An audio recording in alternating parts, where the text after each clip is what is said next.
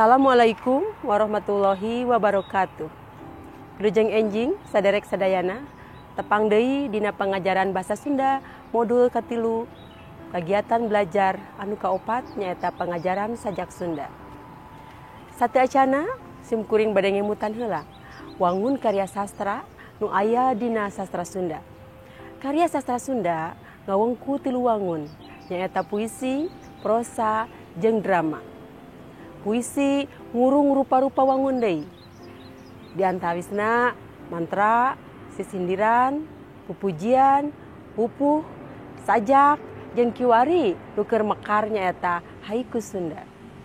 Tah lantaran sajak aya dina wengkuan puisi, ku kituna urang paluruh heula naon wangenan sajak teh. Tapi sateacana urang maca heula hiji sajak karya Wahyu Wibisana. Anu ninun di museum.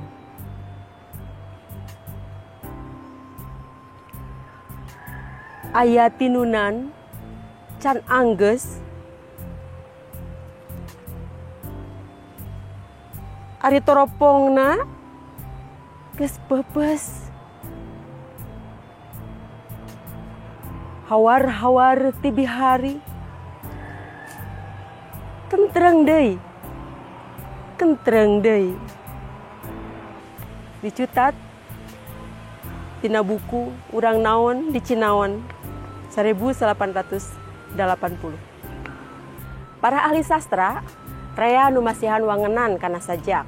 Urang cendekeun wae yen sajak Sunda teh nyaeta hasil kreasi seni sastra nu diebrehkeun dina wangun puisi nu bebas teu kauger ku patokan sarta diwujudkeunana dina medium bahasa Sunda nu konkret atanapi nu nyata, nu artistik atanapi nu endah jeung ngawirahma.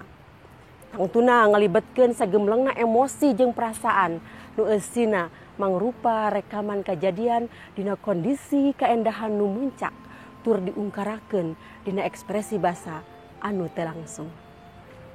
Unsur pangwangun sajak nyaeta ayana unsur batin jeung unsur lahir. Unsur batin disebut oge hakikat sajak.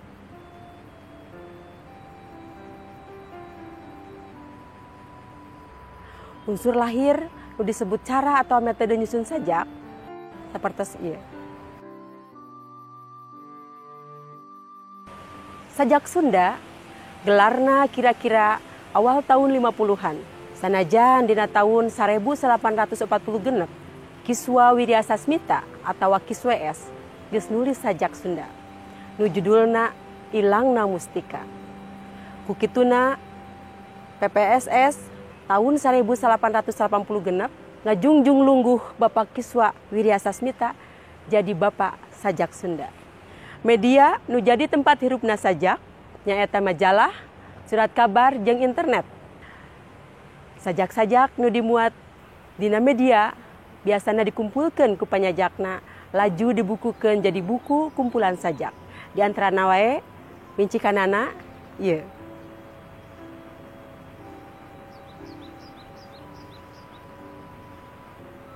Salian ti buku kumpulan sajak nu ditulis ku saurang panyajak, aya oge buku kumpulan sajak Benang Sawatara Panyajak. Biasana eta disebut antologi.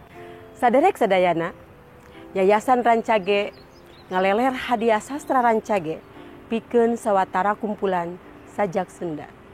Pincikanana sapertos ieu.